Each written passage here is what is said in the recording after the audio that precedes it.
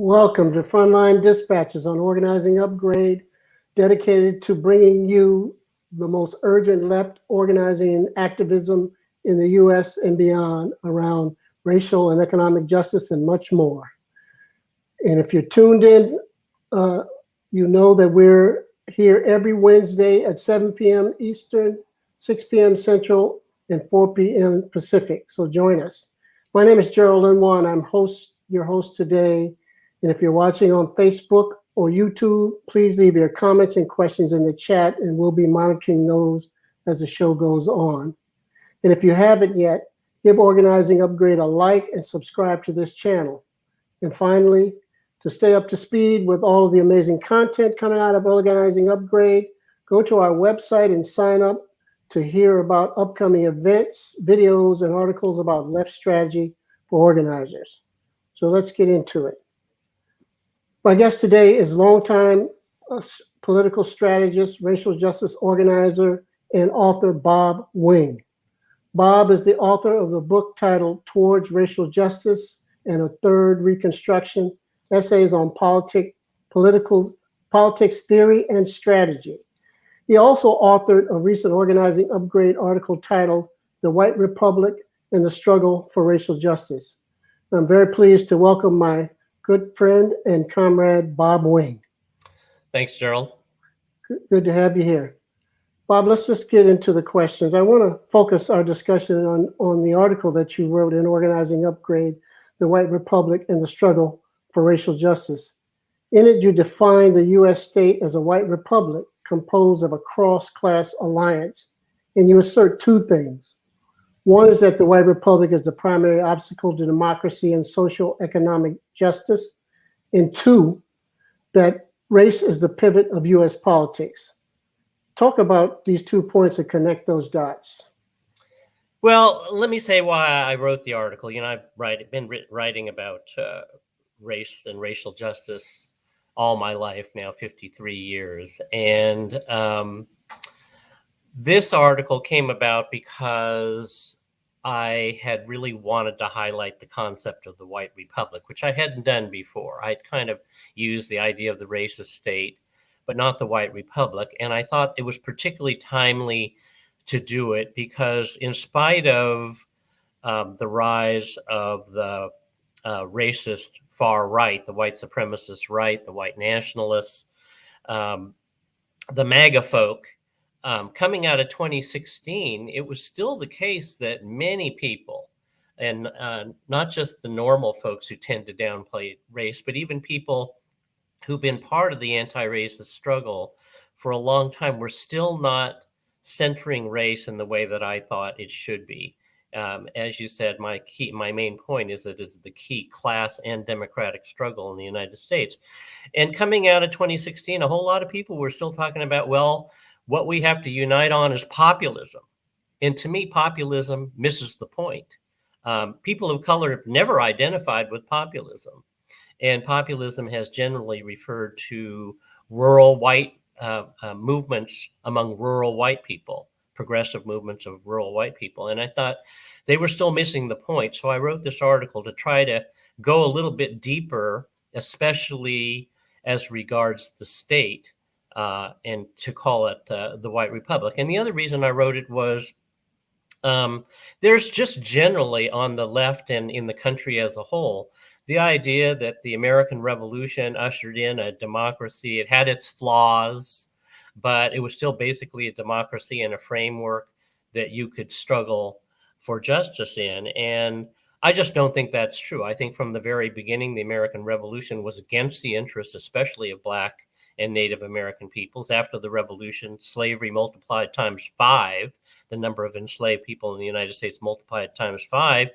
And the white settlers took over not just 13 colonies, but the entire continent. So that, to me, is the deep background for why the struggle against racism is so central and why it is so difficult. Every time you make reforms, they get flipped because the state and other institutions in this country are all racist, and they bounce back at you, as well as, of course, the racist sectors of the population. So are you making a distinction between what you initially described as a racist state and a white republic? Is this a new formulation? No, it means the same thing, but the White Republic makes it's a stronger way to say the same thing. Um, the White Republic makes it clear you're talking about the whole state apparatus and not Mm-hmm. just this or that part of the state. So I think that either one is okay with me. The White Republic, though, I think is a stronger way to put it, Mm-hmm. and it also draws a bigger reaction for good or for bad. Yeah. So another point that you make in the article, and I'm quoting from it, you say, we can only win by building a cross-class anti-racist alliance powerful enough to divide and defeat the multi-class racist forces that stand in the way of racial, social, economic, and climate justice, peace, and democracy. So say something about that cross-class anti-racist alliance and why it's essential to transforming the white republic and defeating racist authoritarianism. Well, in the United States, cross-class movements, with the exception of very brief periods in time, have been the main progressive forces in the country. The anti-racist movement, the Black movement, specifically the Chicano or Latino movements, the Asian American movements, the Native American movements, the women's movements, the environmental movements, the LGBTQ movements, all of these are cross-class movements. The only movement that is strictly a working class movement is the trade union movement. And with the exception of certain parts of American history, most notably the 30s, the trade union movement has not really been the main leader of the progressive forces, and certainly not the majority of it. The cross-class movements, especially since the 60s, have been the key and the strongest and the most progressive forces. So cross-class movements, I think, in this country have always been important, more important than in other places where the trade union movements are much stronger and much more to the left, as is the case in most of Europe. But the cross-class movements become even more important in the current period, where we're facing issues of racist theocracy and racist authoritarianism. In other words, where the struggle is not primarily directly for social justice, but for democracy. In that case, we need to rally all the forces that are available to defeat these people, because they are on the verge of really wrecking this country in a major way, setting us back decades. And so the cross-class movements are important for both reasons, because they are currently, at least, if not for a lot of U.S. history, the core of the social justice and progressive forces, and the majority of them, but also because the threat of racist authoritarianism gives us the possibility of widening the struggle for racial justice even further. So in this current period, that cross-class alliance, anti-racist alliance that you're speaking of, is taking place in the electoral arena. And you talk about in one section of your article titled New Challenges to the Racist State, you talk about this new powerful electoral alliance of people of color and progressive whites, and the potential that has for creating a third Reconstruction.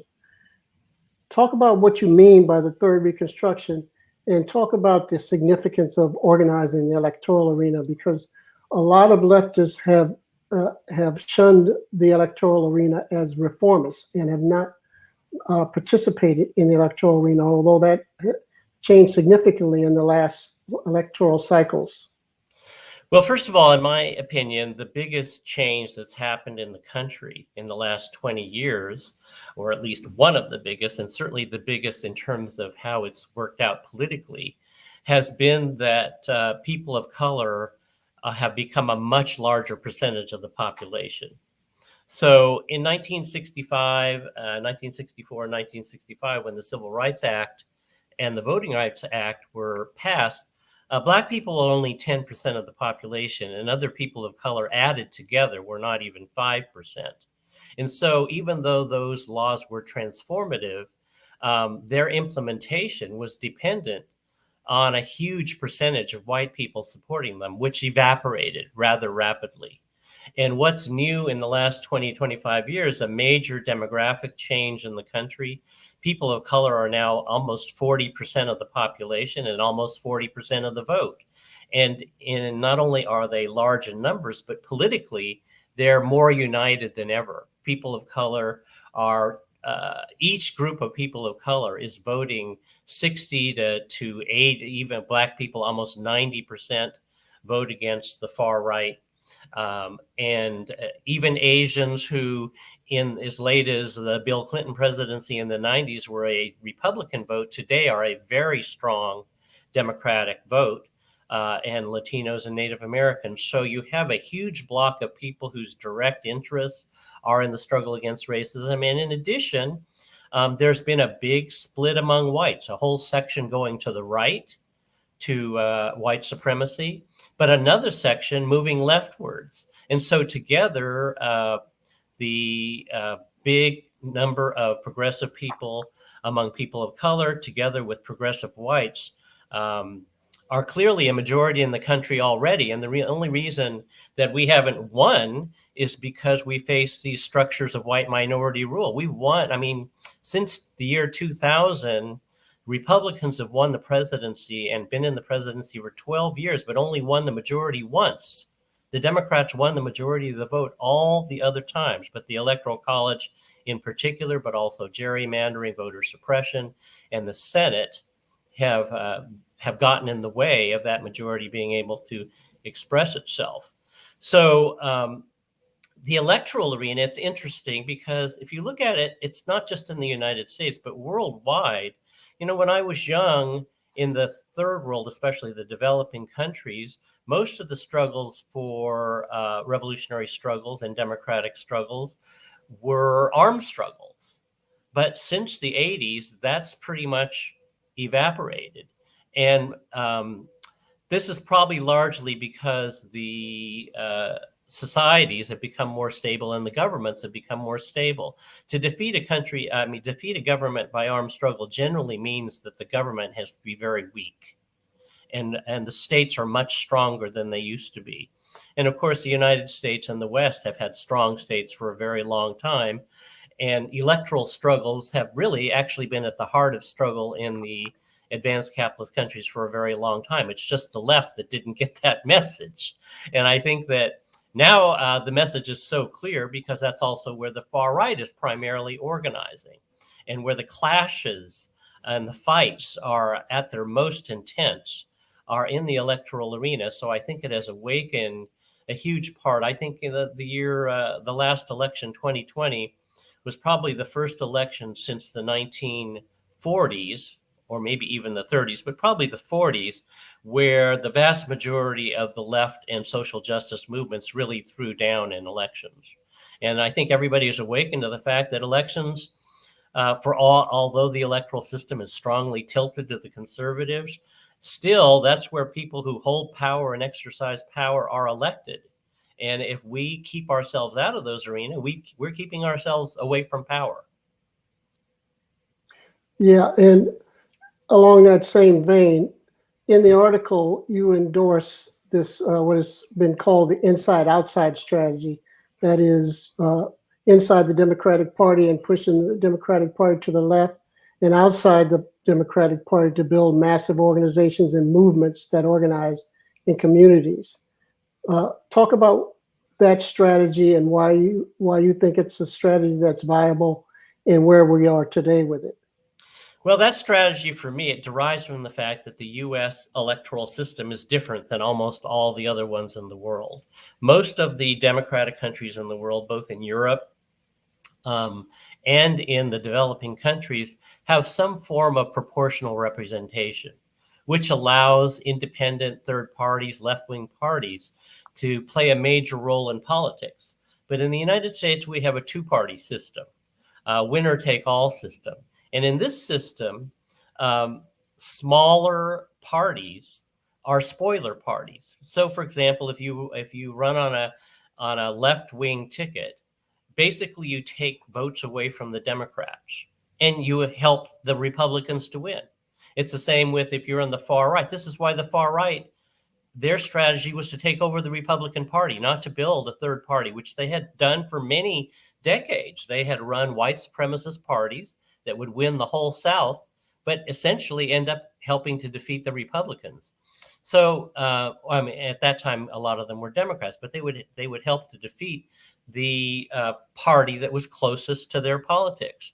So, in our system, it's self-defeating to run an independent progressive party, except in states like New York. You can do it in New York because they have their electoral law makes it so that smaller parties are not spoiler parties. But in national elections and in most states, if you run as a third party, basically you're helping the Republicans to win by taking votes from the Democrats in a system of winner take all. So in that situation, we still need political independence. So we need to build independent power that's inside and outside the Democratic Party. By that, I mean it's both, it works inside and outside of elections.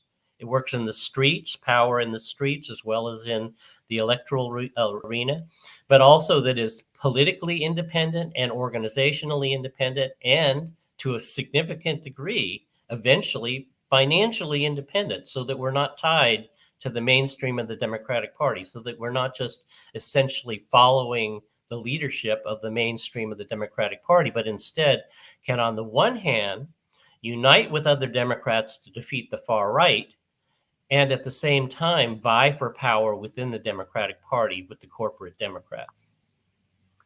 And I want to return for a minute to what you mentioned, the structures of white minority rule, the Electoral College, the two-party system, and now the voter suppression laws that are being implemented in states across the South and in other parts of the country. Talk about those structures and where we are in the struggle to dismantle them, and what strategy we can use. Every one of those pieces that you mentioned, the Electoral College, the Senate, the fact that the states have control over redistricting and therefore can gerrymander, and voter suppression, each one of those pieces is a result of the federal system of government that the United States adopted. That meant giving a lot of power to the states and not just the national government. And in particular, that system was adopted to help out the slave owners who controlled the South and who were the most powerful force at the time of the Revolution. And they were not going to chance that their slave system would be overthrown because they were a minority of the states at that time. So each one of these pieces is a result of a system that was adopted to help the slave owners, and which today still helps the racists. The most one that's been really publicized since the year 2000, the famous Bush-Gore election that was decided in Florida, and it was the first election since 1877 where a president was elected who didn't win the majority of the vote. And the Electoral College does two major things that are absolutely anti-democratic and which favor the far right and the Republicans. One is that it essentially erases the votes of approximately 40% of Black people. Over 50% of Black people live in the South. And it's in the southern states, not all of them, but in the southern states in general, where Black people have the highest percentage of the vote, Mississippi being the highest, with about 37%. But the thing about the South is that about 90% of white people in the deep South vote Republican. So 90% of white people in the southern states defeats 90% of Black people every time. So those Black people in those southern states, they don't get a single electoral vote for participating in the national election because they get outvoted state by state, winner take all. It's winner take all, not proportional. And so all the electoral votes of almost every southern state goes to the Republicans. Now we're starting to make an inroad into that in Virginia, Georgia, North Carolina, and some other places. But we're going up against a system that systematically eliminates a huge percentage of the black vote. And the other thing it does is it privileges the votes, the electoral votes of small states.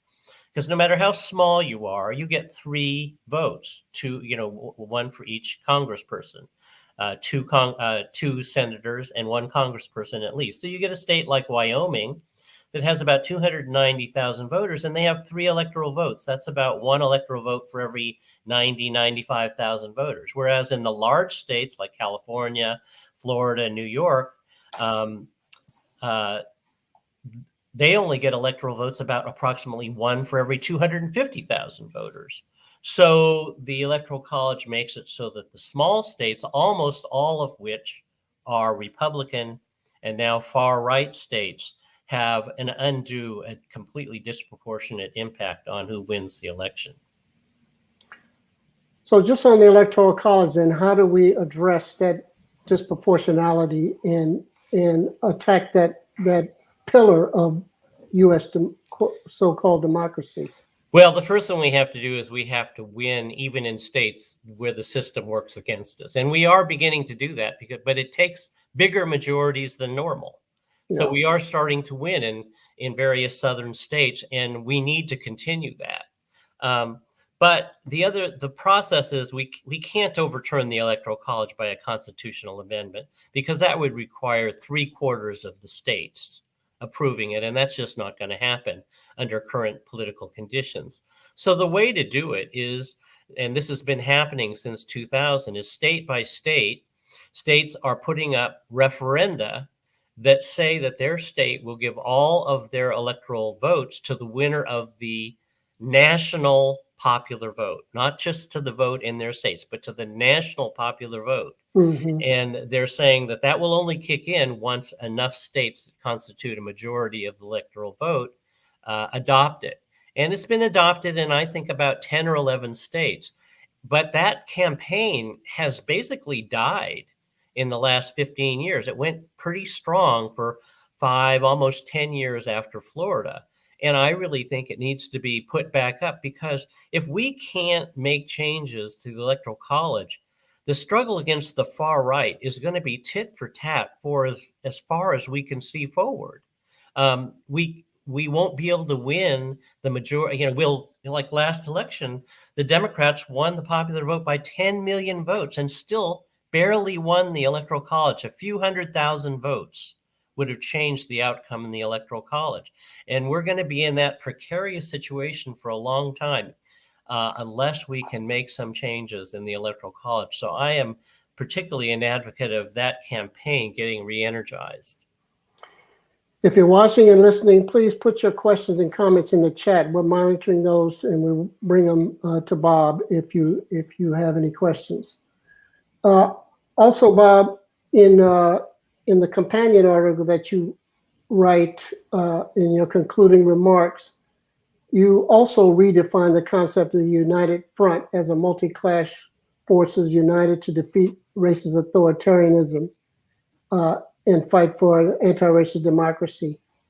You also describe another strategic concept, the Democratic Front, that includes capitalists.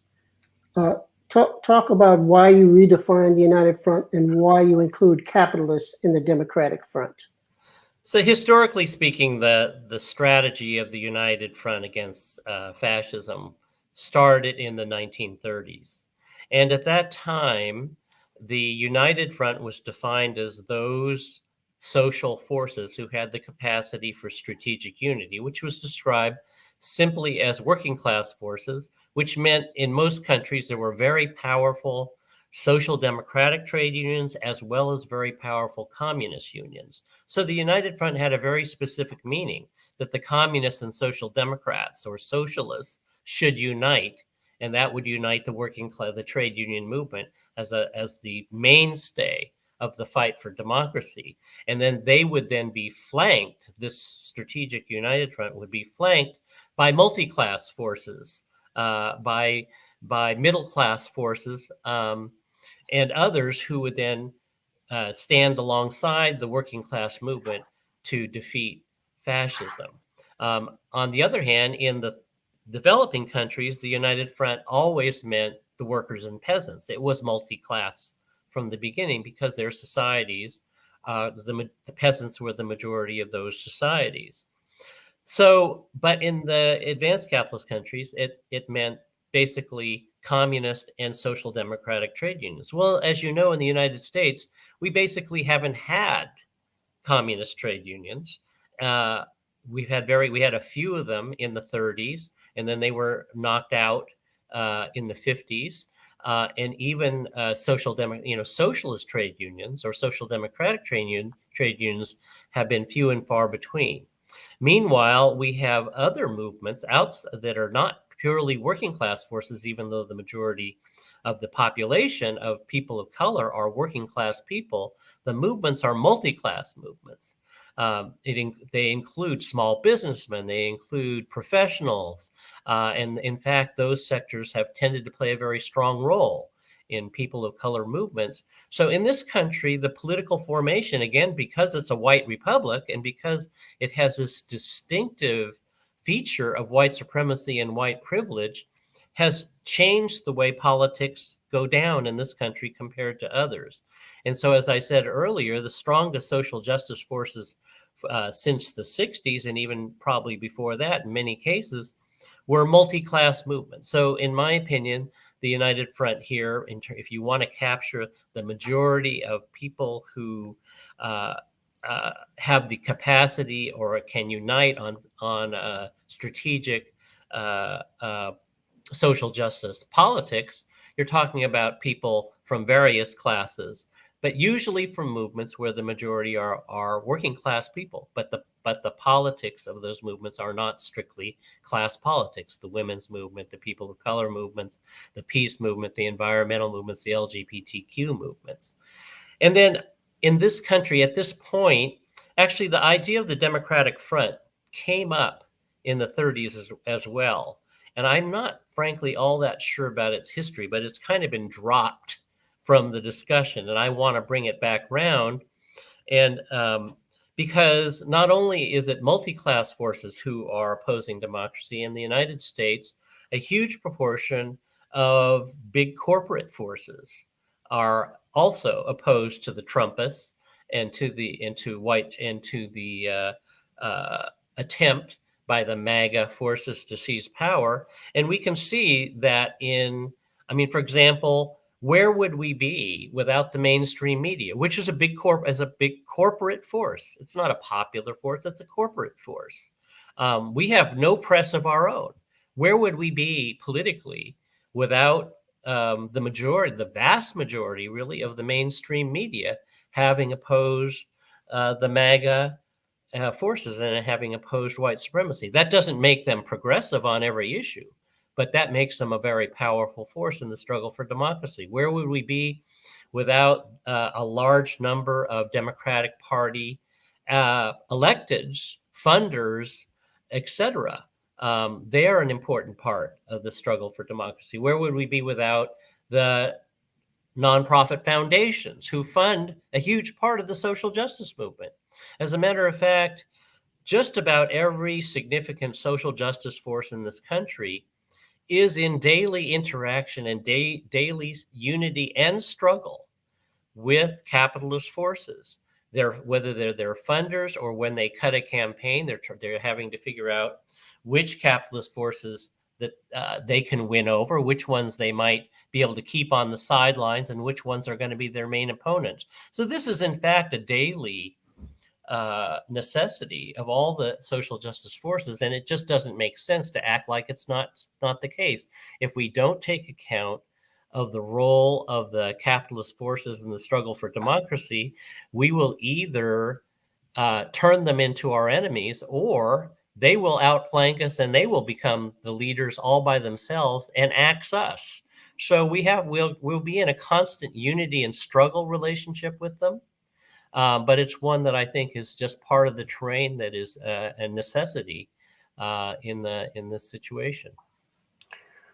Unfortunately, Bob, that's all the time we have for this conversation. I appreciate this analysis and feedback for our audience, and hope to see you soon. Thanks a lot. All right. To our audience, if you enjoyed this video, stay up to speed with all of the amazing content coming out of Organizing Upgrade. You can sign up at our website and hear about upcoming events, videos, and articles about left strategy for organizers. Thank you for joining us today, and thank you to our guests, and thanks to the production team at Organizing Upgrade. Please join us next week on the same day, Wednesday, at 7 p.m. Eastern, 6 p.m. Central, and 4 p.m. Pacific. Take care.